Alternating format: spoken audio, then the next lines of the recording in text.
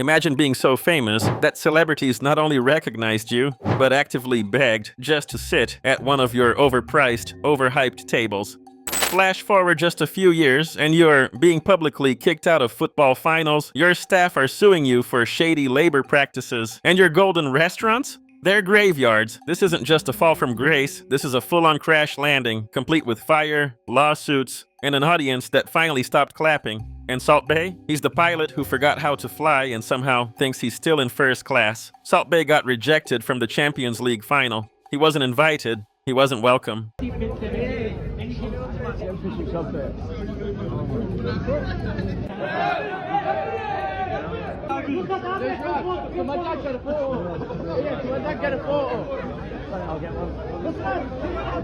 Before the tuxedos and tacky gold tomahawks, Nusret Gökçe was just another Turkish butcher trying to stand out in a crowded culinary world. What changed everything? A single dramatic flourish, sprinkling salt down his bent elbow with the flair of a stage magician. In 2017, the internet noticed, hard, that one clip? Viral gold? He became an overnight icon.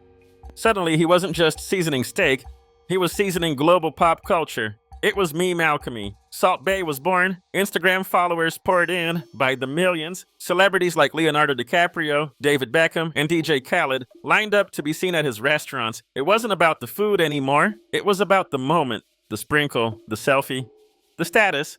He expanded rapidly. Dubai, London, Miami, New York. Restaurants opened like wildfire. But what they served wasn't just steak, it was spectacle wrapped in gold leaf. A place where influencers could flex and billionaires could pretend they were in on the trend. Salt Bae went from being one of the biggest internet memes and having every A-list celebrity come to his restaurants. But there was one fatal flaw. Meme fame is fleeting. It fades. And instead of adapting, Salt Bae doubled down on the theatrics. He didn't realize that while his followers were growing, their patience was thinning.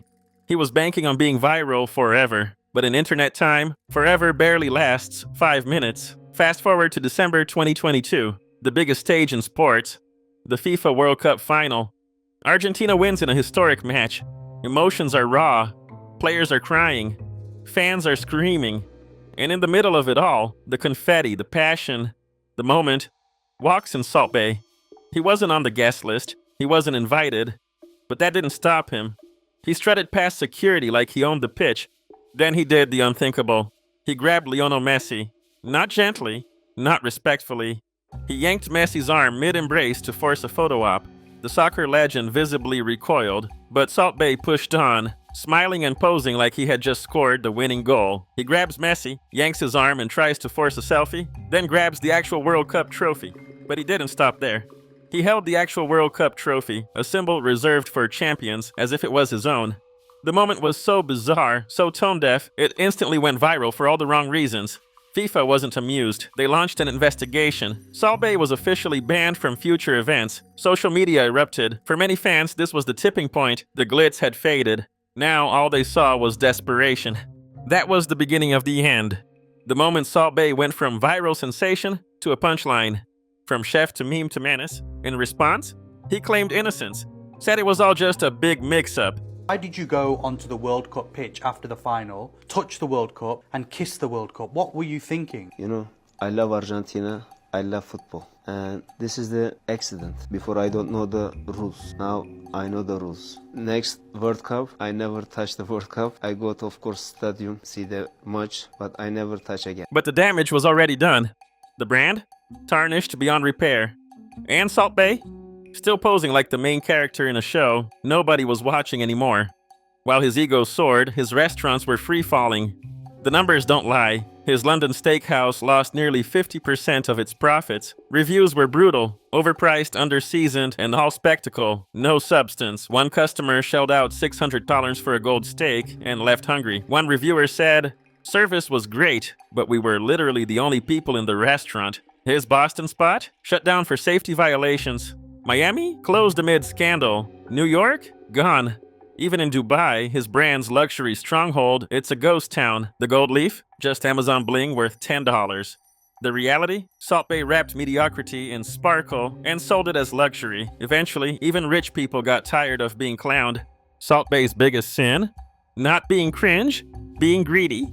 He flexed $140,000 dinner bills like badges of honor, gold-covered tomahawks, absurd wine markups, and tips that could fund a college education. One diner even got served a $1,000 gold steak they didn't order. Salt Bae once called the police on a customer who didn't want to pay $1,000 for a gold steak they didn't even order. When they refused to pay, Salt Bae's team called the cops. This isn't fine dining, this is culinary extortion. And customers started to catch on. Behind the gold knives and viral sprinkles, a toxic empire. Former employees painted a chilling picture, passports confiscated, workers publicly humiliated, and tips skimmed by Salt Bae himself. Several former employees accused Salt Bae of skimming 3% of their tips, firing them when they confronted him. Salt Bae finally lost everything. One lawsuit compared him to Tony Montana. He allegedly ruled with a god complex, firing at will, ignoring labor laws, and running restaurants like a dictatorship. He wasn't running restaurants, he was running a steak cult. And then came the fire, literally. In Istanbul, one of Salt Bae's now infamous signature fire shows went horribly wrong. It was meant to be theatrical, a flash of flames to dazzle customers, but instead it turned into a literal disaster. Flames burst out of control. 4 diners were literally set on fire, their clothes ignited, their skin scorched, their celebration turned nightmare. One Russian model suffered third-degree burns on over 35% of her body. Salt Bae finally lost everything. And Salt Bae's team? They didn't issue a public apology. They didn't offer compensation. According to reports, they tried to erase the incident, allegedly destroying security footage, as if torching the evidence would somehow extinguish the outrage. No accountability, no PR control, just silence. A business built on flash and sizzle, now caught in its own flame. This wasn't just a mistake, it was a symptom of a brand too drunk on its own spectacle to realize it was playing with fire, literally and figuratively. There was no pause, no remorse, no learning moment, just steak and spectacle, business as usual. This wasn't a restaurant anymore. It was Final Destination with table service, and Salt Bae, still smiling behind his shades like the human fire alarm wasn't blaring.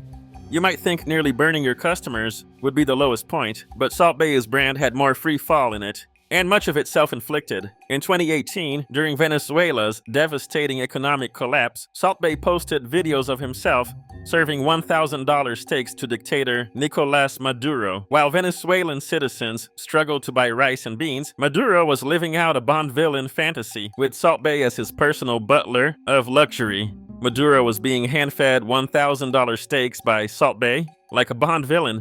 The optics were catastrophic. Outrage swept across social media. Demonstrators protested outside Salt Bae's Miami restaurant, holding signs, chanting for justice, demanding decency. The message was clear. Salt Bae had crossed a line, and just when you thought it couldn't get worse, he made another blunder, in what might be one of the most historically tone-deaf moves in modern hospitality. Salt Bae posted a glowing tribute to Fidel Castro right before opening his Miami location, a city with one of the largest Cuban exile communities in the world. You can't do the bare minimum of a Google search on Cuban politics before your big launch. It's not just tone deaf, it's breathtakingly reckless. At this point, Salt Bae wasn't just out of touch, he was living in another universe. Despite the chaos, Salt Bae still acts like nothing's changed. His Instagram is a never-ending stream of choreographed elegance. Slicing meat in slow motion, dancing with gold knives, staring into the sunset from designer rooftops like he's narrating a cologne commercial. To the untrained eye, maybe he still looks like the king of culinary bling, but scroll through the comments and it becomes glaringly clear.